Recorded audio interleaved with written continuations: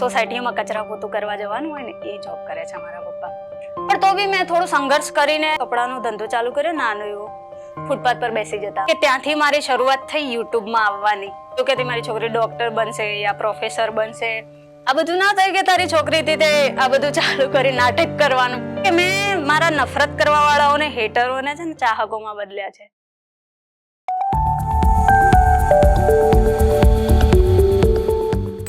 તો નમસ્કાર, ને મને ઓળખતા હશો ને નહીં ઓળખતા હોય તો પણ હું મારું ઇન્ટ્રો આપી દઉં છું કે હું છું આપની દોસ્ત લતા સોલંકી અને હું છું અહીંયા એક્ટિંગ લાઈફમાં, એટલે કે આપણી દેશી કોમેડી ચેનલોમાં આવું છું, એક્ટિંગ કરું છું. અને એના પહેલાની મારી સ્ટોરી કેવી હતી, કે હું કઈ રીતે અહીંયા આવી છું, કેવી રીતે સ્ટેપ બાય સ્ટેપ આગળ વધી છું, એ થોડું થોડું તમને કહું છું કે શરૂઆત ક્યાંથી થઈ ને અહીંયા સુધી કેવી રીતે પહોંચી. અહીંયા સુધી પહોંચી એમાં સંપૂર્ણપણે તમારો જ ભાગ છે.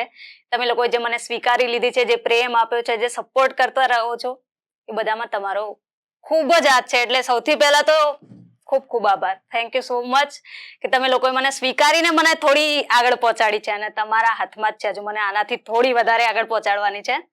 તો સૌથી પહેલા કહું તો અમે બી સૌના જેમ જ સામાન્ય પરિવાર, મિડલ ક્લાસ ફેમિલીના જ માણસો છીએ. એટલે કે શરૂઆત થઈ હતી આપણી થોડામાંથી એટલે અમે રહેતા હતા ગામડામાં રહેતા. પપ્પા ખેતી કરતા હતા, અમે લોકો ભણતા હતા. અમે છીએ 5 ભાઈ બહેન, એટલે 4 બહેનો છીએ, એક ભાઈ છે, સૌથી મોટા એક બેન છે, પછી હું છું, પછી એક ભાઈ છે ને પછી નાની 2 બહેનો છે. તો ગામડામાં રહેતા એટલે ગામડાનું જીવન કેવું હોય કે ખેતી કરવાની, રોજ લાવવું ને રોજ ખાવું, આવી રીતની જિંદગી છે આપણી ગામડામાં. એટલે પોતાની જમીન જાગીર હતી નહીં, એટલા માટે કે પપ્પા ભાગવું વાવતા હતા, ચોથા ભાગે કહી શકાય એ રીતે, ચોથા ભાગે વાવતા હતા. એટલે રડી કડીને બધું જેની જમીન છે એને આપવાનું, અને છેલ્લો ચોથો જે ભાગ આવે આપણામાં આવે, એવી રીતનું હતું અમારું. અને પપ્પા કરતા હતા, મજૂરી બહુ કરી છે પપ્પાએ. 5 નું પૂરું કરવાનું એટલે મહેનત તો વધારે પડતી જ થાય ને. એમાંય પાછા પપ્પાએ અમને ભણાયા છે ટોચ લેવલના, એટલે કે બધાને સારું એવું ભણતર આપ્યું છે. બધા અમારા ફેમિલીમાં બધા ભાઈ બહેને સારું ભણતર લીધેલું છે. મોટા બેનને ખાલી આર્ટ્સ હતું, બાકી બધા ભાઈ બહેને સાયન્સ અને કોમર્સ જ લીધેલું છે. એટલે એના પાછળનો ખર્ચો અદ્ભુત થાય છે. અને પહેલા તો ગામડામાં રહેતા હતા એટલે થોડો ખર્ચો સામાન્ય હતો એમ કહી શકાય. પછી જ્યારે આપણે 11-12 કરવા ગયા, સાયન્સ હતું મારું, થોડું ટ્યુશન એવું બી કર્યું હતું 1 વર્ષ માટે, ભાઈનું બી ટ્યુશન ચાલતું હતું. એટલે ખર્ચા થોડા વધી ગયા હતા, પણ પપ્પા જવાબદારીઓથી ભાગી શકતા હતા નહીં. પપ્પાએ બહુ જ મહેનત કરી છે, ખેતી કરી, આ કર્યું તે કર્યું. પછી અમે ભેંસો બી લાવેલા ઘરે, દૂધ આપતા હતા ડેરીમાં, એનો બધો પગાર આવે એ બધું કરીને ચાલતું હતું ઘરે. એમ કહી શકાય કે નોર્મલી ચાલતું હતું. નોર્મલી એટલે એવું ના કહી શકાય કે સારું એવું ચાલે છે કે આમ જરૂર નહીં, મતલબ અચાનક પૈસાની જરૂર પડે તો આપણી પાસે સંગ્રહાયેલા છે એવું કંઈ છે જ નહીં. અચાનક જરૂર પડે ને તો કોઈના ઉછીના લેવાના હતા, એવી જિંદગી જીવતા હતા. પણ મજાની જિંદગી હતી, ને મજાની જિંદગીમાં પછી થોડા ઘણા દુઃખ, ભગવાન પરીક્ષાઓ તો લેતા જ રહેતા હોય છે, એટલે થોડા ઘણા દુઃખ તકલીફ બહુ બધી આવી ગઈ હતી એમ અચાનક. એટલે મમ્મીને સૌથી પ્રિય ભેંસ કહી શકાય એવી, સારું એવું દૂધ આપતી હતી, સારી એવી હતી. એટલે ફેમિલી ડિપેન્ડેડ એના પર હતી, ખેતી પર અને ભેંસ પર. તો એ મરી ગઈ હતી, એટલે મમ્મી સદમામાં આવી ગયા હતા, દુઃખ હતું. અને ખેતીમાં કંઈ મળતું નતું, ચોથા ભાગે એમ બી કંઈ મળતું નથી. કુદરતનું તમને ખબર છે, ગમે ત્યારે વાતાવરણમાં પલટો આવી જાય છે. શિયાળામાં ચોમાસું, ચોમાસામાં ઉનાળો, ખબર નહીં શું શું ચાલતું હોય. એટલે ખેતીમાં જે પાક વાવ્યો હોય એને પૂરતું અનુકૂળ આબોહવા ના મળે, એટલે એનું શું વાતાવરણ શું થતું હોય ને એ બધું આપણે જાણીએ છીએ, ખેડૂતને કેવી વીતતી હોય. તો એ પરિસ્થિતિ અમે જીવીએલા છીએ. એટલે તકલીફ ત્યાં એ થતી હતી કે પછી બધાને ભણાવવા ગણાવવા, અને ભાઈને અમદાવાદ મૂકી દીધો હતો હોસ્ટેલમાં. એટલે ખર્ચો વધી ગયો હતો, અમારા ખર્ચા બી વધી ગયા હતા. બેનની કોલેજ ચાલુ હતી, મારું બી કોલેજ પછી ચાલુ થયું. અને કોલેજમાં બી પછી આમ તો 2 વર્ષ સુધી સારું જ હતું કે ગવર્મેન્ટ હતી કોલેજ. પછી 3rd યરમાં હું જ્યારે આવી ને ત્યારે મારી પ્રાઇવેટ કહી શકાય એ સેલ્ફ ફાઇનાન્સ થઈ ગઈ હતી કોલેજ. તો મારા સર લોકો સારા હતા, એમણે મને સારો સપોર્ટ કર્યો, મારી થોડી ઘણી ફીસ માફ કરી. પણ બાકીનો જે બધો ખર્ચો હતો અમે પૂરેપૂરા ડિપેન્ડન્ટ મારા પપ્પાના ખભા પર જ હતા. એવું કહેવાય ને કે 5 ભૂત વિક્રમ મહેતા, વિક્રમ મારા ફાધર મારા પપ્પાના ખભા ઉપર બેસેલા હતા 5. બધું જ મારા પપ્પા પૂરું કરતા હતા, બધું જ. પછી થાકી જાય માણસ યાર, ક્યાં સુધી પૂરું કરે. અને પછી પપ્પાને એવું થયું કે નહીં, ગામડામાં કંઈ પૂરું નહીં થાય ગામડામાં. અને પછી એવું બી હતું કે કોલેજ પૂરી કરશે ગામડામાં રહેતા, એટલે એક પ્રકારની માનસિકતા એ હોય કે છોકરીઓ કોલેજ પૂરી કરશે પછી એમના લગ્ન બી લેવાના છે. અચાનક લગ્ન લેવાના, 2 જણાના સાથે લેવા પડશે તો એનો ખર્ચો બહુ કાઠો પડી જશે. પપ્પાએ વિચાર્યું ચલો ક્યાંક સારી જગ્યાએ જતા રહીએ, કમાવાનું ચાલુ કરીએ ને એમ બી બહેનોની કોલેજ પૂરી થઈ જશે તો એ બી થોડું મદદરૂપ થશે અને એમની મતલબ શું કહેવાય સગા સારા મળી જશે એમ. આ જવાબદારી છે ને સૌથી મોટી બાપની કે છોકરીને સારું ઘર મળે, સારો વર મળે ને સારી જગ્યાએ સેટલ થઈ જાય. તો પપ્પા એવું વિચારતા કે સારી છોકરીઓનો સારો છોકરો મળે એમ, સારો ઘરવાળો મળે એના માટે પપ્પાએ વિચાર્યું ચલો અમદાવાદ જતા રહીએ. અને મારા મોટા બાપાના છોકરાઓનો સપોર્ટ હતો એ સમયે. તો એ લોકોએ બી કહ્યું કે ચલો કાકા અમે લઈ જઈએ છીએ તમને અને થોડો સાથ સહકાર આપીશું અમારાથી જે બનશે. તો પપ્પા લોકો પહેલા આવ્યા. પપ્પાએ થોડા ઘણા ઇન્ટરવ્યુ આપ્યા હશે કદાચ અને પછી પપ્પાને એવું થયું કે ઇન્ટરવ્યુ આપવા રહીશું તો અમદાવાદમાં ક્યારે પૂરું નહીં થાય. પપ્પાએ જે પહેલી જોબ મળીને સ્વીકારી લીધી, એટલે કે હાઉસકીપરની સોસાયટીમાં કચરા પોતું કરવા જવાનું હોય ને એ જોબ કરે છે મારા પપ્પા. મમ્મીએ બી પપ્પા સાથે ચાલુ કરી દીધું અને એમાં કઈ વધારે એટલી બધો પગાર નથી હોતો કે આપણા ભાડા ભથ્થા પૂરા થાય કે એટલું બધું કઈ પૂરું જ ના થઈ શકે એમાં. અને એક માણસના સેલેરી પર તો બધાના ખર્ચા ના જ નીકળી શકે. અમદાવાદના ભાડા જોવા જાવ ને તો એવું થાય કે ખિસ્સો ખાલી છે, ખિસ્સામાં કાણું જ પડી ગયું છે એવું જ લાગે. તો મમ્મીએ બી પપ્પાની સાથે જોબ ચાલુ કરી નાખી. ત્યારે પપ્પાને સ્ટાર્ટિંગમાં 7,000 જ પગાર હતો, મમ્મીને બી 7,000. મમ્મીએ કહ્યું ચાલો 7,000 એ તો ઠીક છે, ચલો 14,000 તો થશે. પણ અમે જયારે પહેલું જ ઘર રાખેલું ને એનું ભાડું 3,000 હતું. એટલે એ ગણો તો 3,000 ભાડું એટલે એમાં 14,000 માંથી વધ્યા કેટલા 11,000. બીજા દિવસના ખર્ચા કેટલા બધા છે. બીજા બધા અમે છીએ, પાછળ નાની બે બહેનો ભણે છે. પણ તો બી જે આપણી આવડત છે ને એના કારણે જે એડમિશન મળે, મારી બહેનોને થોડું એડમિશન સારું બી થઈ ગયું. પણ બીજા બધા ખર્ચા છે, આપણે જે આમ હરીફાઈ વાળી દુનિયામાં જીવી રહ્યા છે ને કે દુનિયા દોડ કરી રહી છે ને એના સાથે આપણે નીકળવાનું છે. ક્યાંક પાછળ રહી જશે ને તો ખબર નહીં ક્યાં ખોવાઈ જવાના છીએ. તો પપ્પાએ કહ્યું કે છોકરી અહીંયા આવી છે ને પણ એને સારું ભણતર તો આપવું જ પડશે. ભલે હવે ગામડામાં જે આપણે જે બીજા 3 બાળકો ભણી ચૂક્યા, હું, મારી મોટી બેન અને ભાઈ, તો પપ્પાને થયું આમનું પતી ગયું છે પણ પાછળની બે જવાબદારીઓ છે ને એમને સરખી રીતે એમને બી એવું ક્યારે લાગવું જ ના જોઈએ કે મારા પપ્પાએ અમને પાછળ મૂકી દીધા કે અમારી સંભાળ નહીં લીધી. તો પપ્પાએ એમના માટે બી બહુ મહેનત કરી સ્ટાર્ટિંગમાં. અને મારી બહેનોની તો ટ્યુશન ફી બી આમ કહી જ ના શકાય, એવું કહેવાય કે આખો પગાર એમ જ જાય છે. તો પપ્પાએ મહેનત કરી લીધી, બહુ મહેનત કરી લીધી. પછી અમે બી અમદાવાદ પાછળ આવી ગયેલા. મેં બી ઇન્ટરવ્યુ આપવાના ચાલુ કર્યા અને મારી મોટી બેન બહુ મહેનતુ માણસ છે. એને સ્ટાર્ટિંગ એની સેલેરી 4,000 જ હતી પણ એને બિંદાસ સ્વીકારી લીધી કે ચલો ભાઈ છે તો છે, બાપાનો ટેકો બનવું છે. અને હું તો નફટ એટલે કે હું પેલા નથી કરતી નોકરી વોકરી, મને 9 to 5 નતું ફાવતું. પછી મેં કીધું ચલો યાર કંઈક તો કરવું પડશે, નહીં તો આમ તો ઘરે અમદાવાદમાં કંઈ નહીં ચાલે. પછી ઇન્ટરવ્યુ આપવાના ચાલુ કર્યા, મેં બી નોકરી ચાલુ કરી 8-10,000 પગારમાં. પછી સારી એવી નોકરી મળી ગઈ એક એક્ઝિક્યુટિવ તરીકેની બેંકમાં, જે ક્રેડિટ કાર્ડમાં ને એ ડિપાર્ટમેન્ટમાં. તો ત્યાં સેલેરી સારી હતી મારી. તો ત્યાં અમે સારું કરતા હતા પણ કહેવાય ને કે આમ જેટલું કમાતા જઈએ ને એટલો ખર્ચો વધતો જાય છે. આમ ક્યાં પૈસા વપરાઈ જાય ને ખબર નથી રહેતી. તો થોડું એવું થતું હતું કે સંગ્રહ થઈ રહ્યો છે, થોડું આમ ભેગું થઈ રહ્યું છે ને ક્યાં વિખેરાઈ રહ્યું છે ને એની કોઈ ખબર નથી પડતી. પછી સગાઈની વાતો ચાલુ થઈ ગઈ હતી ને ખબર છે મેણા ટોણા આ તે બધું બહુ ચાલતું હોય છે. અને પપ્પાને પહેલી વસ્તુ કે કહેવા વાળા બહુ એ બધું મળતા હતા કે છોકરીને કેટલી મોટી કરી છે, કેટલું ભણાઈ કરીશ, કેટલી ભણાવવાની છે. એમ પહેલી તો જવાબદારી મતલબ મેણા જે હતા મારા પપ્પાના ઉપર કે કેટલું ભણાવવાની છે તારી છોકરીને, એવી તો કેવી ટોપ લેવલમાં પહોંચાડી દેવાની છે, એ તારી છોકરી કઈ ભણી ગણીને અધિકારી બની જવાની છે. તો આવા મેણા મારા પપ્પાએ બહુ ખાઈ લીધા છે. પણ મારા પપ્પા એટલા માટે અમારા પાછળ ખર્ચો કરતા હતા, એટલા માટે અમને સહકાર આપતા હતા, સાથ આપતા હતા, સપોર્ટ કરતા હતા કે મારા પપ્પા એવું કહેતા હતા મારી છોકરી આગળ જેવી જોઈએ, યા મેં જે ખેડૂત તરીકેની જિંદગી જીવી છે ને મારી છોકરી એવું તો ના જ કરવી જોઈએ. તો મારા પપ્પા બહુ સપોર્ટિવ છે અને સૌથી વધારે સપોર્ટિવ છે મારી માં. મારી મમ્મી હંમેશા એવું કહે છે કે ભાઈ મેં જે જિંદગી જીવી છે ને, મેં જે સવારે ઉઠ્યા નહીં દાંતેડા લઈને ચલો ખેતરમાં, ચલો બેસવાનું છાણ ઉપાડો, મારી છોકરીને એવું નથી જીવાડવું. મારી મમ્મી કે તમે તમારે એસીમાં જ બેસી રહો, એસીમાં બેસીને મસ્ત જિંદગી જીવો. એટલે કે તમે તમારી જિંદગીમાં એવું કંઈક કરો, સારા બનો અને થોડો કિસ્મત સાથ આપે એવું જરૂરી છે. કિસ્મતનો સપોર્ટ હોવો જ જોઈએ. તો સૌથી મોટી વસ્તુ એ છે કે અમે લોકો સેટલ થઈ ગયા, બધું અમદાવાદમાં સારું એવું ચાલતું હતું. 4 વર્ષ લાગે છે સેટલ થવામાં, બધાને નોકરી લાગવામાં એવી રીતે. કેમ કે નાની બે બહેનો ભણે છે એટલે એમનો ખર્ચો માથે છે જ. તો 4 વર્ષ લાગ્યા અને પછી આવી ગયો આપણો કોરોના, હાહાકાર કરતો. એટલે કોરોનાનો બહુ ત્રાસ વધી ગયો હતો. અને એ વખતે તો સરકારે બી એલાન કરી દીધું હતું કે ભાઈ લોકડાઉન, સંપૂર્ણ લોકડાઉન. એટલે જે આપણે ભેગું કરેલું હતું ને એ બધું ક્યાં વપરાવા લાગ્યું ને એનો કોઈ ખ્યાલ જ ના રહ્યો. અને લોકડાઉનમાં ખાલી મારા પપ્પા જોબ કરતા હતા, એ બી એમના જીવના જોખમે, કેમ કે મારા પપ્પા એવું વિચારતા હતા કે હું છોડી દઈશ ને તો પાછળ આ લોકોનું પૂરું કઈ રીતે થશે. ભેગું કરેલું છે નો ડાઉટ કે ચલો ચાલશે, પણ કોને ખબર હતી કે લોકડાઉન ક્યારે ખુલવાનું છે યા ક્યારે શું થવાનું છે, કોઈને કઈ જ અંદાજો હતો નહીં.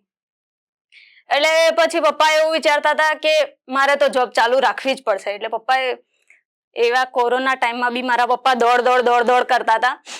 અને એ સમય ખરેખર બહુ યાદ રહી ગયો છે, બહુ કાઠો બી પડ્યો છે, કેમ કે બધા જ ઘરમાં હતા.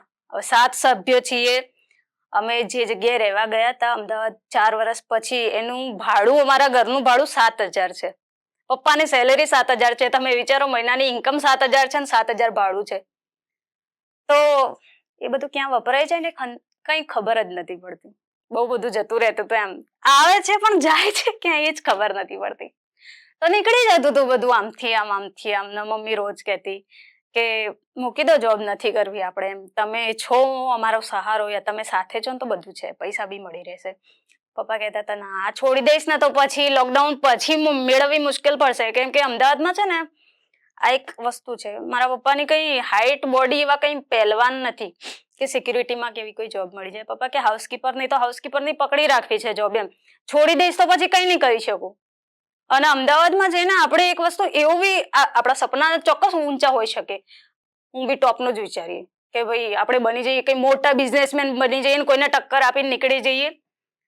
પણ વાસ્તવિકતા એ છે ને કે પૈસો આવે છે ક્યાંથી, જાય છે ક્યાં નહીં, પૈસો બહુ મહત્વ રાખે છે. એટલે આપણી પાસે છે ને ઇન્વેસ્ટ કરવા માટે કંઈક હોવું જોઈએ કે અહીંથી ઇન્વેસ્ટ કરીશું. ઘરેથી આપણે ઢગલા ભરીને નતા ગયા પૈસાના, ખાલી કપડાં ને વાસણ ને એવું બધું ભરીને જ ગયા હતા અમે ગામડેથી. તો એટલું બધું પપ્પાના કઈ હતું નહીં હાથ પર કે પપ્પા અહીંયા રોકાણ કરી દે ને એમાંથી આપણને શું ખબર કે મુનાફો થશે જ, અગર લોસ ગયું તો. અને પપ્પાનું છે ને મેન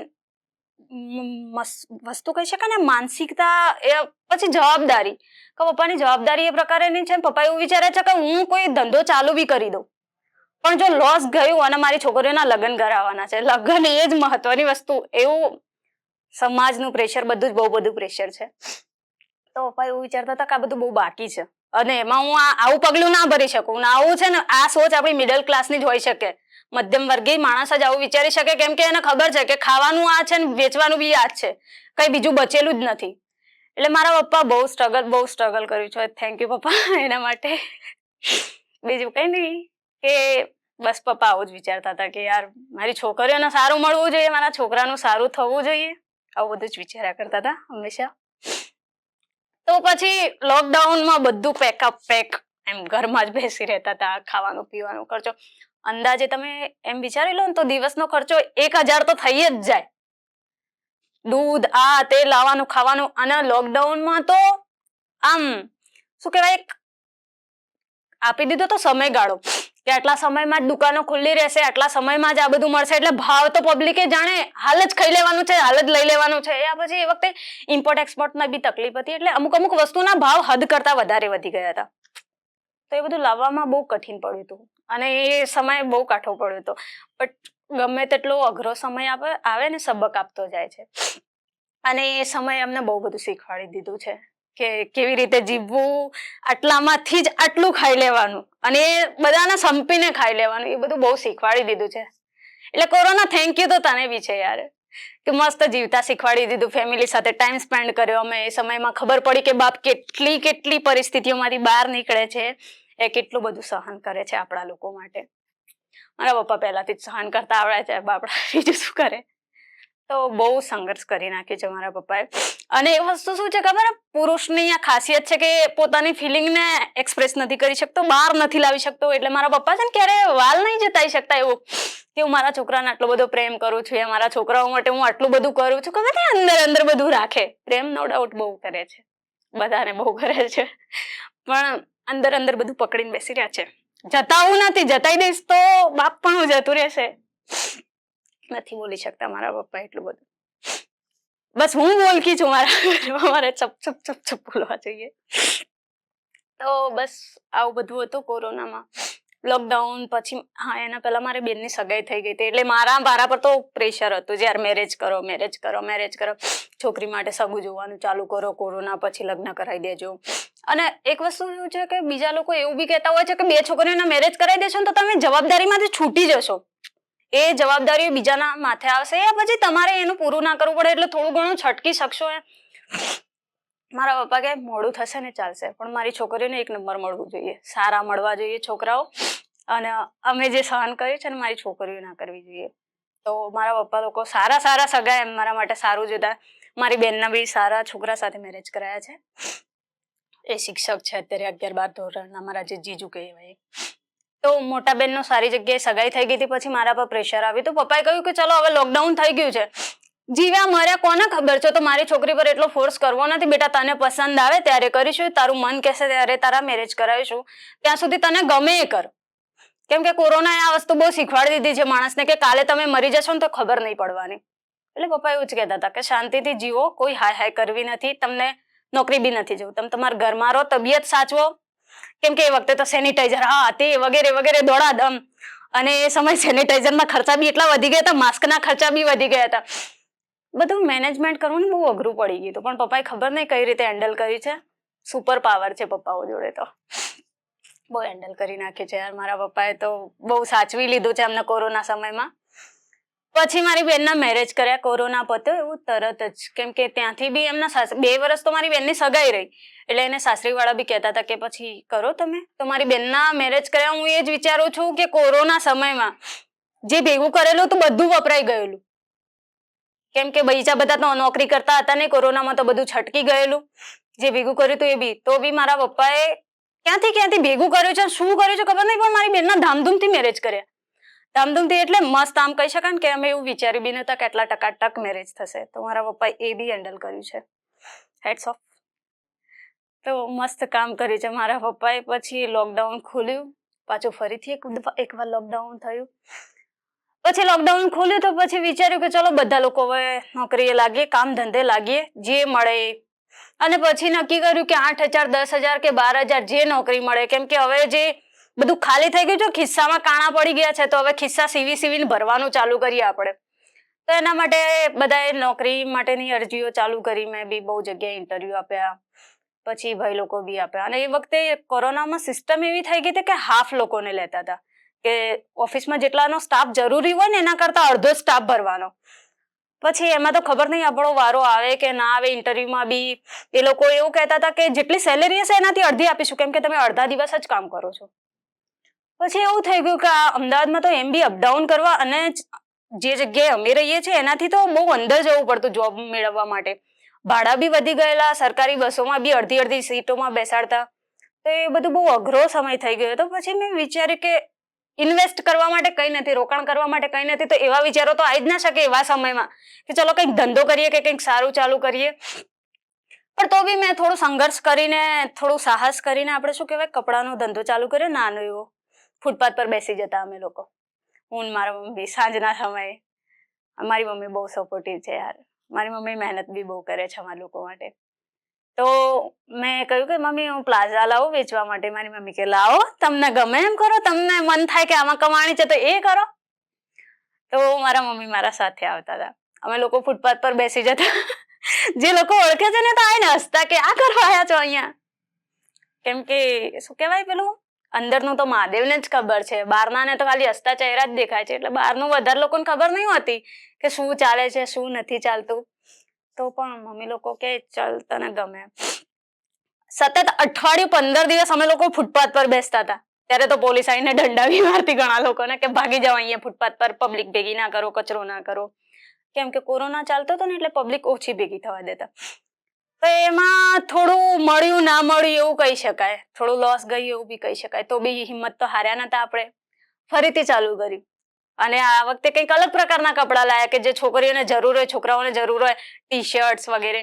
તો એવું બધું લાવીને ચાલુ કરી, એમાં થોડી કમાણી થઈ. તો એમાં કરતા થોડી હિંમત આવી કે ચલો કંઈક તો કરીશું જ હવે. મારી મમ્મી કે જે કરવું હોય, મને સમય મળશે તો હું તને સાથ આપીશ, તારી સાથે આવીશ.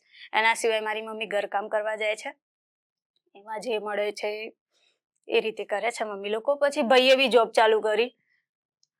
પછી કઈ નહીં, શું કરવાનું, એ બધું જ કરતા રહ્યા અમે, મહેનત મજૂરી. કેમ કે અમદાવાદ બહુ અઘરું છે, મેગા સિટી કહેવાય, કમાણી થઈ શકે પણ કમાણી માટે જે મહેનત પાછળનું જે સંઘર્ષ છે ને બહુ અઘરું થઈ જાય છે.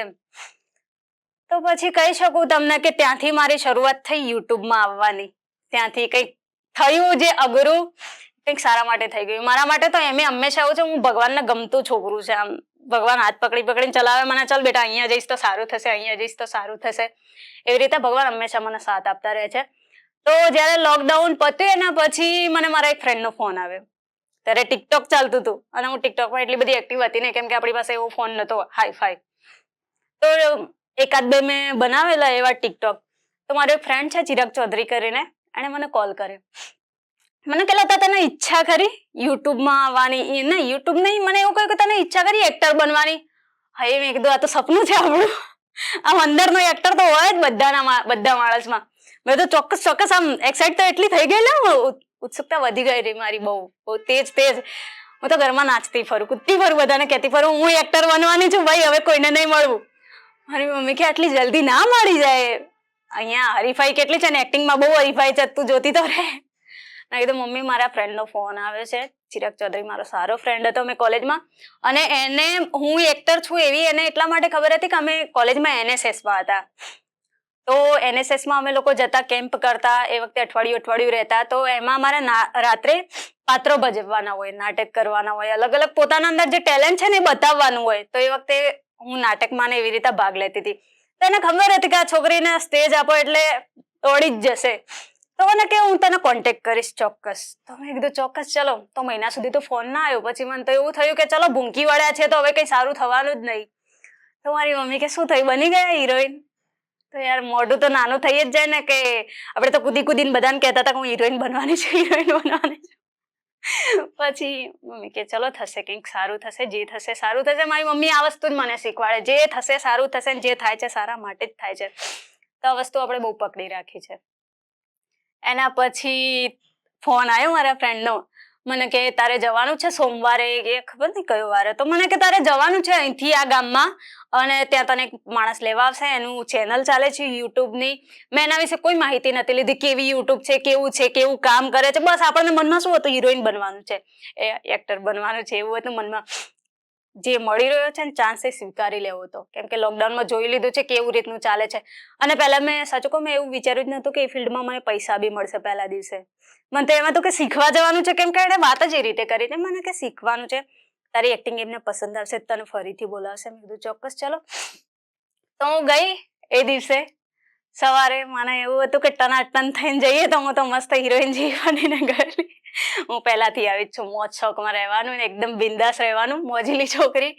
તો હું ગઈ, પછી ત્યાં કામ કર્યું ને પહેલો પગાર હતો મારો 500 રૂપિયા. 500 રૂપિયા એટલે આવા જવાનું ભાડું જ 200 રૂપિયા થઈ ગયેલું. 300 રૂપિયા મળ્યા, પણ ખુશી તો એટલી બધી હતી, 500 રૂપિયા મળ્યા. કેમ કે અમદાવાદમાં કેટલા મળતા હતા, 8,000 10,000 પગાર ગણો તો એ કેટલા થાય, 300 રૂપિયા. અને આ તો 500 મળ્યા એકદમ ડાયરેક્ટ એ લોકડાઉન પછી. અને એમાં એ આપણા મનપસંદીદા શું કહેવાય, જે આપણું ટેલેન્ટ છે એમાંથી પૈસા મળ્યા છે. તો એ ખુશી અલગ હતી. મને તો આમ મજા આવી ગયેલી કે હા કૂદો નાચો, જે કરો એ કરો. તો મને 500 રૂપિયા મળે ને એની અદભુત ખુશી હતી. તો એમાં હું કામ કરતી હતી. પછી કામ કર્યું, થોડું ચાલુ કર્યું. પછી મમ્મી ગયેલા ગામડે, જે નવરાત્રી આવે તો આઠમ આવે ને એટલે દર્શન કરવા જાય ગામડે. તો મમ્મી ગયેલા, તો મમ્મીને એક બેન મળે, કદાચ સારી સલાહ આપી હોય એ કહી શકાય, યા પછી ભગવાન જાણે કે કેમ આવું કહ્યું હશે. તો મમ્મીને એવું કહ્યું કે તારી છોકરી કરે છે શું? અમે તારા છોકરીના વિડીયો જોયા, પણ આવું બધું કામ કરવા મોકલે છે તું? તને એવું નહીં થતું કે શું થશે તારી છોકરીનું? આપણા પર છે ને આ બધું પ્રેશર પહેલાથી જ હોય. લગ્ન કોણ કરશે તારી છોકરી જોડે? આ પ્રેશર તો બહુ છોકરી પર તો હંમેશા જ હોય છે. છોકરો થોડો લેટ લગ્ન કરે તો ચાલે છે, માનસિકતા એવી છે થોડી ઘણી. પણ છોકરી પર એવું છે, થોડી સરખી થઈ, કોલેજ પૂરી થઈ. પહેલા તો ગામડામાં તો કોલેજ બી પૂરી નતા થવા દેતા, પણ મારા પપ્પાએ તો થોડું બધાથી લડી ઝઘડીને કે ભલે ભણતી મારી છોકરી, તો કે આ બધું કરવા મોકલે છે. શું સારી ભણાઈ છે તો સાયન્સ કરાવી તું ને, કે તારી છોકરીને સાયન્સ કરાવી તો સાયન્સ ફિલ્ડમાં નોકરી ના મળી? તો એવું કહેતી મારી છોકરી ડોક્ટર બનશે યા પ્રોફેસર બનશે, સાયન્સની કોઈ ફિલ્ડમાં નોકરી કરશે. આ બધું ના થાય કે તારી છોકરીથી તે આ બધું ચાલુ કરી નાટક કરવાનું. નાટક જ સમજે છે લોકો યાર. જે કરી રહ્યા છે આપણું ટેલેન્ટ છે, આપણને ખબર છે કે ટેલેન્ટ બતાવીએ છીએ, પણ લોકો જે જોવે છે ને એવું જ કે નાટકવાળા આયા, નાટક કરે છે. મારી મમ્મી કે જે મારી છોકરીને પસંદ છે ને એ કરી રહી છે. તો કદાચ ગામડામાં મારી મમ્મી એમને જવાબ આપ્યો કે ના આપ્યો, પણ જ્યારે ઘરે આવે ને મારા મમ્મી તો થોડા માયુસ હતા, ઉદાસ હતા. તો મેં પૂછ્યું કે શું થયું મમ્મી? તો મમ્મી મને ક્યારે ડાયરેક્ટલી નથી કહેતા, એ છે ને મારું મનોબળ ક્યારે ભાગતા જ નથી. એ મને પાછળનું મનોબળ છે મારું, કામ સાથ આપવાનો મારી છોકરીને, જે કરવું એ કરે, દુનિયાને જે બોલવું હોય એ બોલે, બિંદાસ રહે તું તારે. એટલે તો હું બિંદાસ છું યાર, મારે બોલ બોલ બોલ બોલ બોલ બોલ કરવા જોઈએ, બહુ બધું બકવા જોઈએ મારે, અને હું જ્યાં જાઉં ને ત્યાં આમ બોલ બોલ જ કરું છું.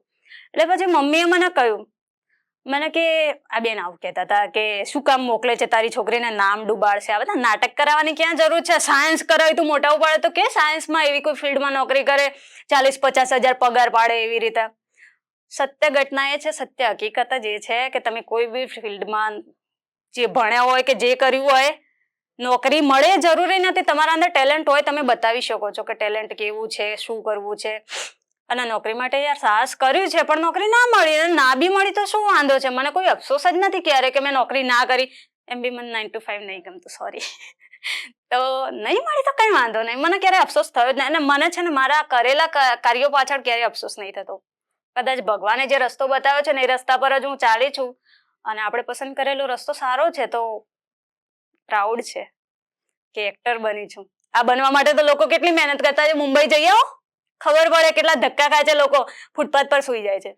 અને આપણને તો ઓપોર્ચ્યુનિટી મળી છે સારી એવી, નાની છે, યુટ્યુબમાં છીએ, નાના એવા ઘર ઘર એક્ટર છે અત્યારે તો. પણ યાર લોકો જયારે આમ સેલ્ફી લેવા આવે, આમ જતા હોય ને આપણને કેમ લતાબેન તમારા વિડીયો જોઈએ છીએ, એ જે ખુશી હોય ને અંદર નહીં, આમ ગદગદ થઈ જવાય કે ભાઈ મજા છે, લતાબેન સેલિબ્રિટી તો છે જ નાના એવા. તો ખુશી છે. તો મારી મમ્મીએ પહેલા મને કહ્યું કે આવું કહેતા હતા. અફસોસ થયો યાર કે મમ્મીને દુઃખ થયું. મમ્મીને આવું કોઈ કઈ કેમ ગયું? મને તો એવું હતું કે હું તો પ્રાઉડ ફીલ કરાઈ રહી છું, પણ ખબર પડી કે પાછળ તો આવી વાતો થઈ રહી છે. તો મારા મમ્મીએ એવું કહ્યું, ચિંતા ના કર, તું સારું કરીશ તો બી લોકો વાતો કરશે, ખરાબ કરીશ તો બી લોકો વાતો કરશે. મને ખબર છે મારી છોકરી શું કરી રહી છે, અને મારી છોકરી શું કરી શકે છે એની બી મને ખ્યાલ છે. મારી માને તો બધી ખબર જ છે ને યાર, આવડાથી આવડા મોટા કર્યા છે. મારી મમ્મી કે હું જાણું છું તારા અંદર શું છે અને શું કરી શકે છે. મારી મમ્મી કે બિંદાસ તું તાર કામ કર, તને ગમે એ કર. સારું ચલો, માં સપોર્ટમાં છે યાર. દુર્ગા કહેવાય ને મારી માં તો, શક્તિ. તો એ શક્તિ સપોર્ટ આપી રહી છે, તો પછી બીજા લોકો, સોરી, કૂતરાને તો ખોટા બદનામ કર્યા છે લોકોએ. લોકો ભસતા હોય ને તો ક્યારે મોઢું પૂરવા જ જવાનું નહીં, ભસ્યા કરો તમાર. અને સમય છે ને, મને એક જ વસ્તુ ખબર છે કે મેં મારા નફરત કરવા વાળાઓને, હેટરોને છે ને ચાહકોમાં બદલ્યા છે. આમ લવર બનાવી દીધા છે યાર, આપણા દીવાના કરી દીધા છે. એ વસ્તુની ખુશી છે મને. કેમ કે પહેલા વર્ષે જયારે મમ્મી ગયા ને ત્યારે બધા આવું કહેતા હતા, નીતા ના મોકલાય આ બધામાં, તારી છોકરી નામ બગાડશે, ખરાબ કરી રહી છે, આમ તેમ વગેરે વગેરે. સમય હરેક વસ્તુનો મલમ છે, અને મારા માટે તો સપોર્ટિવ બાબા સમય તો થેન્ક યુ. તો પછી મમ્મી બીજા વર્ષે ગયા ગામડે, નવરાત્રી પર જ. મમ્મી નવરાત્રી પર જ જાય વર્ષે એકાદ વાર, કેમ કે ગામડામાં કઈ છે નહીં યાર. ગામડામાં મારું કઈ નથી, જમીન જાગીર નથી, કોઈ રહેતું નથી, તો પછી ગામડામાં જવાનો અર્થ નથી ને. કેમ કે અમદાવાદનું આખું ફેમિલી રહે છે, અમદાવાદમાં કમાઈએ છીએ, અમદાવાદમાં રહીએ છીએ. મમ્મી ગયા ગામડે, અને આ વખતે તો મમ્મી કે હા, મને એવું લાગતું હું સેલિબ્રિટી છું. મમ્મી ગયા ને, મમ્મી કે ચારે બાજુ, નીતા તારી છોકરીના વિડીયો આવે છે યુટ્યુબ પર, અમે જોઈએ છીએ. તારા છોકરીના વિડીયો જોઈએ ત્યારે તો અમે ખાવા બેસીએ છીએ, તારી છોકરીના વિડીયો ખેતરમાં ગયા હોય તો બી જોઈએ, રાત્રે સૂતા બી જોઈએ. મારી મમ્મી કે હું તો જે મહેલામાં ગઈ, જે બાજુ ગઈ, નીતા તારી છોકરી કેટલું સરસ કામ કરે છે, આમ ખુશી હતી એ. અને મારા મમ્મી જયારે કહેતા હતા ને, મારી મમ્મીના જે ચહેરાના હાવભાવ, જે આંખોની ચમક, એ બધું જોઈને આપણે ચમકવાળા થઈ ગયા, ચળકતા મજા આવી ગઈ હતી. તો આમ કહેવાય ને, સમય પર છોડી દેવાનું બધું, જે થવું એ થયા કરે, જે કરવું એ કર્યા કરે, બાકી પબ્લિક તો બોલ્યા કરવાની. બધાને જવાબ આપવા બેસીશ તો યાર હું શું કરીશ? પછી મારું કામ ક્યારે કરીશ? તો મેં ક્યારે, અને એમ હું કોઈના એમનેમ જવાબ નહીં આપવા જતી. આ કોઈ આવે તો પછી થયા કરે, પણ પછી મેં સમય પર જ છોડી દીધું હતું. કેમ કે મને ખબર છે હું શું કરી રહી છું અને કેવું કરીશ. પછી મારો કોન્ટેક્ટ થયો અહીંયા વડનગરની ચેનલમાં, જ્યારે પહેલા હું મહેસાણાની ચેનલોમાં કામ કરતી હતી. નો ડાઉટ એ કામ થોડું એ પ્રકારનું કહી શકાય કે સારું બી એટલું બધું નહીં, ખરાબ બી એટલું બધું નહીં. અને એક્ટર તરીકે આપણે જે કાર્ય કરવાનું એ કરી લેવાનું, એમાં સારું ખરાબ એ બધું ના જોવાનું હોય. એક્ટર છીએ તો આપણી આવડત છે એક્ટિંગ કરવાની. એ લોકો જે રોલ આપે એ કરી લેવાનો. રોલ કઈ એટલો ખરાબ બી નતો, પબ્લિકની નજર છે, જે રીતે સ્વીકારે એ રીતે. પછી મારો વડનગરમાં કોન્ટેક્ટ થયો, એટલે મેં કોન્ટેક્ટ નતો કર્યો. સૂરજે ખબર નહીં ક્યાંથી મારો નંબર લાવ્યો તો મને ફોન કર્યો. મને કહે લતાબેન, મેં કીધું હા બોલો. મને કે વડનગરમાં આપણે એક ચેનલ છે, તમે આવશો? અને ખબર નહીં કહી શકાય સંજોગ કે એવું કંઈ, મારો ચહેરો છે ને એક હિરોઈનને મળતો આવે છે, જોકે હું ખુદ હિરોઈન જેવી જ છું. એક મમતાબેન કરીને છે ને, મમતા ચૌધરી કે એવું કંઈક નામ છે, મહિમા મમતા. તો એ બેનને મળતો આવે છે, તો મને પહેલા ફોન કરીને એવું જ કહ્યું કે તમને જોયા ને તો પહેલા મને એવું લાગ્યું કે આ બેન છે. ના હોય યાર, હું લતા છું. તો પછી એમણે મને કહ્યું કે આવી રીતે ચેનલમાં કામ કરવાનું છે, આમ તેમ. ત્યારે તો મને ખબર નહીં કે વડનગર ક્યાં આવ્યું છે. મને તો એમ કે અમેરિકા જેટલું દૂર છે. અમદાવાદમાં રહું છું યાર, વડનગર તો કેટલું 3 કલાકનો તો રસ્તો છે. મેં કીધું નહીં મેળ આવે, એટલું બધું લોંગ અપડાઉન મેં ક્યારે કર્યું નહીં. મારે મારી મમ્મીને પૂછવું પડે. મારી મમ્મી કદી ના પાડતી જ નહીં, પણ મેં કીધું ના, મને કે જોઈ લેજો. મેં કીધું ચોક્કસ, ચલો તમને પછી કોલ કરીશ. તો એવી રીતે આ વાત થઈ. પછી એમને મારો નંબર આપ્યો અહીંયા વડનગરમાં બીજી ચેનલમાં, દેશી ફની બોય હરસિદ્ધિ ચેનલમાં, એ બધી ચેનલમાં. એના પછી અહીંયા વડનગરમાં સિપોરની જે એક ચેનલ હતી, એ લોકોએ મને બોલાવી. તો એમ કરતા કરતા ને તમારા પ્રેમ થકી, તમારા પ્રેમ વિના તો હું શૂન્ય છું. ઝીરોમાંથી હીરો બનાવી છે યાર તમે લોકોએ, તો થેન્ક યુ તો બહુ બધું તમને. અને તમે લોકોએ સ્વીકારી છે, હું વારંવાર કહીશ, કેમ કે તમે સ્વીકારી છે ને તો જ હું અહીંયા ઊભી છું, અહીંયા ઇન્ટરવ્યુ લઉં છું, નહીં તો મને કોણ પૂછવા આવે. તો પછી એ લોકોએ મને બોલાવી, અહીંયા દેશી ફનીમાં આવી. સૌથી પહેલા તમારું શું કહેવાય ને, એપ્રિશિએટ કોણે કરેલી? સુલતાનભાઈએ. સુલતાનભાઈએ કહ્યું મેડમ તમારી એક્ટિંગ સારી છે, નેચરલ છે, સારું કામ કરો છો, થોડો સુધાર કરજો. જે બોલવાની સ્પીચ હતી ને ફટફટ આમ ફટફટિયું ચાલ્યું એમ ચાલુ કરી દેતી, એટલે મને કે થોડો બ્રેક લગાવીને બોલજો. ભાઈ આપણે બાય બોન તો એક્ટર જન્મ્યા નતા કે ખબર નથી કે કેવું કરવાનું, કેમેરા પાછળ હતું. આવું થઈ જતું હતું મારું ઘણી વાર. આવા કેમેરા નતા જોયા. અમુક તો શૂટિંગ કરતા તો મોબાઈલ થી કરતા હતા, એટલે ડર હતો જ નહીં. આવું તો આપણે ઘરે ટિકટોક બનાવતા ચાલુ કરી દે, પણ કેમેરો આવે ને એટલે આમ કરીને તો ઊભી રહી ગયેલી, સમજ જ ના આવે શું બોલવાના. અને પહેલી વસ્તુ શું છે કે પબ્લિક આટલી બધી જોયેલી જ નહીં. ક્યારે કે શૂટિંગ ચાલુ હોય તો ખેતરમાં કેવી રીતે શૂટિંગ અમુક ના થતા હતા, એટલે ડર હતો જ નહીં. પણ આ તો જયારે શૂટિંગ ચાલુ થઈને આ લોકોના નામના વધારે છે, અરવા ગોબાની એમની, મને તો ખબર નથી. કેમ કે લોકડાઉન પહેલા તો મને એ જ ખબર નથી કે યુટ્યુબ છે શું, યુટ્યુબમાં વિડીયો બનાવે છે કોણ, કમાય છે કેવી રીતે, આ બધું કંઈ જ નથી ખબર મને. લોકડાઉન પહેલા કંઈ નથી ખબર સાચેમાં. તો મારા ફ્રેન્ડે કોન્ટેક્ટ કરાયો, પછી મને કહ્યું કે યુટ્યુબમાં આવી રીતે ચેનલો છે, આવું બધું કામ થાય છે, એટલે થોડું ખ્યાલ આવવા લાગ્યું કે આવું સારું કામ બી થાય છે. પછી આવ્યા અહીંયા વડનગરમાં, પબ્લિકના તો જોઈને ચારે બાજુ, અને હું તો નવો ફેસ, એટલે પહેલા તો પબ્લિક પૂછે જ ક્યાંથી આવ્યા છો બેન, કોણ છો બેન, શું કરો છો બેન, પહેલી વાર આવ્યા છો? હાય મારા તો ધબકારા વધી ગયા. પહેલી વાર આવ્યા છો, હું સારી એક્ટિંગ કરીશ કે નહીં કરું, સ્વીકારશે કે નહીં સ્વીકારે આ લોકો. આવો ડર તો હોય ને, નવી જગ્યાએ જઈએ છીએ એટલે. તો પછી એક્ટિંગ ચાલુ કરી, એટલે ભગવાનની મહેરબાની કહી શકાય. ચાલુ કરી એટલે પછી ધડાધડ સરસ એક્ટિંગ કરો છો, તો સ્વીકારી લીધું. શરૂઆતમાં તો મારા વિશે બી બહુ ખરાબ કોમેન્ટ આવતી હતી કે ભાઈ આને એક્ટિંગ કરતા જ નહીં આવડતી, ક્યાંથી લાવી દીધી છે આ છોકરી, ના બોલાવો યાર, છોકરીને કઈ નહીં આવડતું. કેમ કે મને ખબર જ નથી યાર દેશી બોલવાનું કઈ રીતે. કેમ કે અમદાવાદ જતા રહેતા, એક તો કોલિંગ સેન્ટરમાં કામ કરેલું, એમાં એક્ઝિક્યુટિવ તરીકે બેંકમાં, એટલે પ્રોફેશનલ કહી શકાય, પ્રોફેશનલ કામ કરેલું, એટલે આ બધું ખબર જ નથી કે યાર કેવી રીતે બોલવાનું. દેશીમાં તો ડોસી કે ને એટલે તો પહેલા તો મને હસવું આવી જતું હતું યાર, આવડી નાની છોકરીને ડોસી કહો તો મને એ જ ખબર પડતી ને ડોસી કેમ કે પહેલા તો. અને પહેલી વાર મને સાડી પહેરતા જ નતું આવડતું, પણ શૂટિંગમાં આવતા થોડું ઘણું બધું જ ફાઈ ગઈ. એ પછી તમે લોકો જયારે સપોર્ટ કરવા લાગ્યા, જયારે મારા ફેવરમાં કહી શકાય ને, મારા વિશે કોમેન્ટો સારી, તમે સારી કોમેન્ટ, ખોટી કોમેન્ટ કરો વાંધો નથી, ખોટી કરો પણ કેવી રીતની કરો કે અમારી એક્ટિંગમાં શું સુધાર લાવવાનો છે, કેવી રીતનું કાર્ય તમને પસંદ આવે છે, તમારી અપેક્ષાઓ શું છે અમારા તરફથી, કે તમે કેવા અમને જોવા માંગો છો, કે અમે કેવી રીતે એક્ટિંગ કરીએ તો કેવું તમને પસંદ આવે છે, એવી કોમેન્ટ કરો ને, એપ્રિશિએટ થવાય છે એનાથી. યા અમને ખબર પડે કે અમારામાં આ ખામીઓ છે. કેમ કે તમે કોઈ બી, હું મારી વાત નથી કરતી, કોઈ પણ એક્ટર હોય, કોઈ પણ નવી જૂની કોઈ પણ એક્ટર હોય, તમે જયારે ખરાબ કોમેન્ટ કરો ને મનોબળ ભાગી જાય છે. કેમ કે અમે છીએ જ તમારાથી, તમે જે પ્રેમ આપો છો ને એના થકી જ અમે છીએ, તમે જ ના સ્વીકારો તો પછી અમારે જવાનું જ ક્યાં. તો તમે સપોર્ટ આપશો ને તો જ અમે આગળ વધવાના છે. તમે ખરાબ કોમેન્ટ કરશો તો શાયદ એવું બી બની શકે આ ચેનલ વાળા એવું કહી દે લતાબેન કાલથી ઘરે, તમારા વિશે કોઈ સારી કોમેન્ટ નહીં કરતો, તમે ના આવતા, આવું બી કહી શકે. પણ મારા માટે તમે ખૂબ ખૂબ ખૂબ ખૂબ સારા માણસો છો યાર, બહુ સપોર્ટ કરો છો તમે લોકો. પછી તો જ્યારે હું અહીંયા ચેનલમાં આવવા લાગી, વડનગરની ચેનલમાં, દેશી ફની બોય, મસ્ત દેશીમાં, હરસિદ્ધિ ટાઈગર ગ્રુપ 2માં, અને હવે તો અમે ચાલુ કરી છે યાર વડનગરમાં અમારી ચેનલ રોયલ ફની બોયમાં. તો એમાં બી તમે લોકો બહુ પ્રેમ આપો છો. અને એક વસ્તુ છે ને કે આપણા કાર્યને જ્યાં સુધી એપ્રિશિએશન ના મળે ને, આપણને પોતાના પર તો ભરોસો હોય જ, પણ જ્યાં સુધી તમે લોકો ના સરાહો ને જ્યાં સુધી તમે લોકો સપોર્ટ ના કરો ને ત્યાં સુધી આપણને એવું લાગતું જ નથી કે અમે કંઈ છીએ. ત્યાં સુધી તો એવું લાગે કે અમે ઝીરો છીએ, કચરાના ઢેરમાં ક્યાંય પડેલા હોય ને એવું. પણ તમે જયારે અમને સ્વીકારો છો, સારી કોમેન્ટ કરો છો ને, ત્યારે આમ ચળકતો હીરો બની જઈએ છીએ અમે લોકો.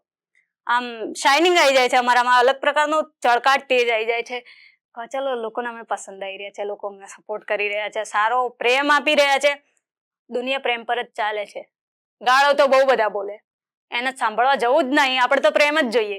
તો તમે તમારો પ્રેમ આપતા રહો, ગાળોની ક્યાં જરૂરત છે? કોરોનાએ બહુ બધું શીખવાડ્યું, ગાળો બોલવાની ક્યાં જરૂર છે? માણસ ક્યારે મરી જાય કઈ ખબર નહીં હોતી, ગાળો આપી આપીને શું કરશો? પછી તમે સ્ટેટસમાં લખશો લીજેન્ડ લતાબેન સારા માણસ હતો, પણ હું ક્યાં જોવા આવવાની છું? હું છું ત્યાં સુધી સારા સારા વાક્યો બોલી લો, સારું સારું, નો ડાઉટ. હું તમને એ જ કહું છું, મારામાં કોઈ ખામી હોય, મારી એક્ટિંગમાં તમને એવું લાગતું હોય કે લતાબેન હજુ આનાથી 20 વધારે સારું કરી શકે, તમે કોમેન્ટમાં કહી દેજો કે લતાબેન આમાં આટલો સુધાર લાવો, આ બોલવામાં આટલું સારું કરો. કોઈ વાર ખરાબ બોલાઈ જાય તો બી તમે મને મતલબ જણાવી શકો છો કે આ ખામી છે તમારા અંદર, હું સ્વીકારી લઈશ. ખામીઓ ખૂબીઓ બધું સ્વીકારી લેવા તૈયાર છે. બસ તમે બોલો, તમે કહો કે લતાબેન આવું છે. એ કોઈ પણ એક્ટર એક્ટ્રેસ જે છોકરી છે, અમે કલાકાર છીએ, કલાકારો તમારાથી જ છીએ. અમે કલા છીએ અને તમે કારો છો, બધા સંપૂર્ણપણે ચારે બાજુ તમે જ છો. તો કલા ત્યાં સુધી તો આગળ આવે જ નહીં જ્યાં સુધી તમે સપોર્ટ ના કરો. તમે બસ સપોર્ટ કરતા રહો, આટલું જ કહેવું છે. સારું ખોટું જે કહેશો હું બધું સ્વીકારી લઈશ. બસ ખાલી એપ્રિશિએટ કરતા રહો, એપ્રિશિએટ કરતા રહો, આટલું જ કહેવું છે.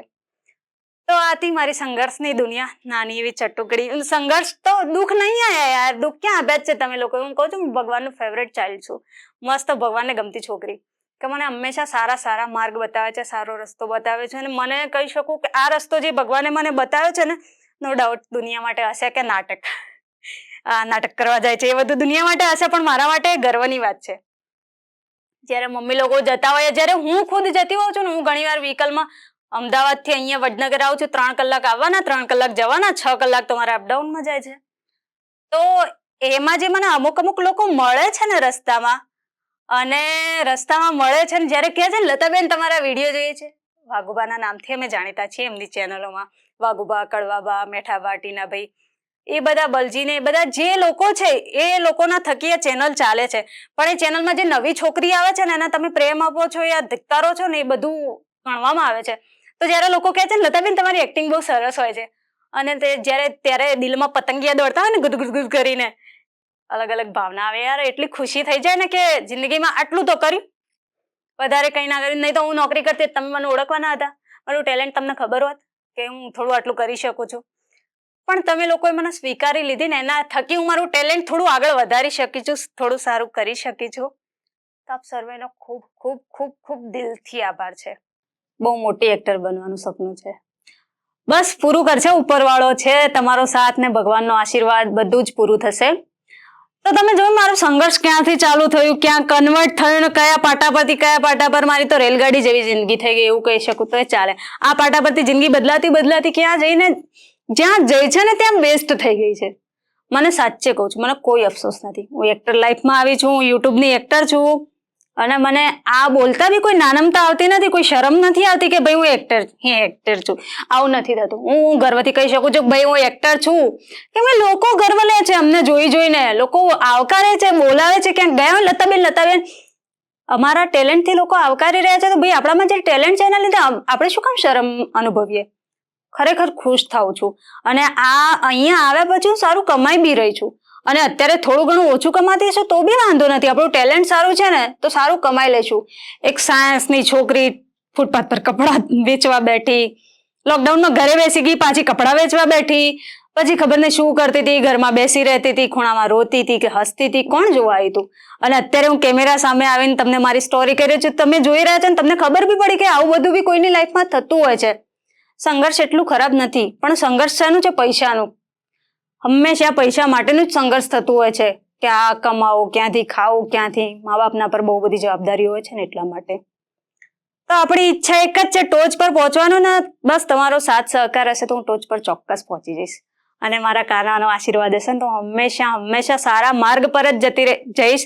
અને હું તમને જ કહું છું, હંમેશા હું તમને ગર્વ કરાવીશ, પ્રાઉડ કરાવીશ. કોઈ દિવસ મળશો તો એવું જ કહેશો, લતાબેન, આમ ખુશીથી કહેશો, એવું નહીં કે લતા જવા દે ને એને શું વાત કરવી છે. સાચેમાં એવું કહું છું. બહુ જ ખૂબ એટલે અતિશય થેન્ક યુ યાર. બહુ આભાર છે તમારા લોકોનો. મને કોઈ જ અફસોસ નથી અહીંયા આવવાનો. જે છું સર્વશ્રેષ્ઠ છું એમ કહી શકાય કે જે થઈ રહ્યું છે ને મારી સાથે બધું જ સારું થઈ રહ્યું છે અને હંમેશા સારું જ થશે. સંઘર્ષમાંથી બસ શીખી જવું જોઈએ કેવી રીતે જીવવું છે, ક્યાં જવું છે એ બધું ભગવાન પર છોડી દેવાનું. આ રસ્તો ક્યાં નીકળવાનો છે ને એ બી ભગવાન પર જ મેં છોડી દીધું હતું. બસ મેં પગલું ભરી લીધું હતું. પછી ચાલવું ક્યાં કેવી રીતે ચાલવું ને બધું ભગવાને તમે લોકોએ જ શીખવાડ્યું છે. અને હા, તમારે લોકોએ ઇન્ટરવ્યૂ આપવું હોય, તમારા લોકોની તમને એવું લાગતું કંઈ અદ્ભુત સ્ટોરી છે, કંઈક સારી સ્ટોરી છે, તમે લોકો આપણે માનીએ છીએ કે આપણે કંઈ નથી પણ કોકના માટે તો આપણે ઇન્સ્પિરેશન હોઈએ જ છીએ. કોઈ આપણી સ્ટોરીમાંથી સારું શીખે છે યા કોઈનો એવો નેગેટિવ પડાવ ચાલતો હોય ને તો બી આપણું ઇન્ટરવ્યૂ જોઈને કદાચ એપ્રિશિએટ થઈ જાય, મોટિવેટ થઈ જતું હોય છે ઘણીવાર માણસ. તો બસ તમારી લાઈફમાં બી કંઈ સારું થયું હોય, તમે ઝીરોમાંથી હીરો બન્યા હોય યા તમને એવું લાગતું હોય કે તમારે કંઈક તમારી વાર્તા રજૂ કરવી છે તો આવી જજો અહીંયા વડનગરમાં આપણા ગુડ ટોક્સમાં.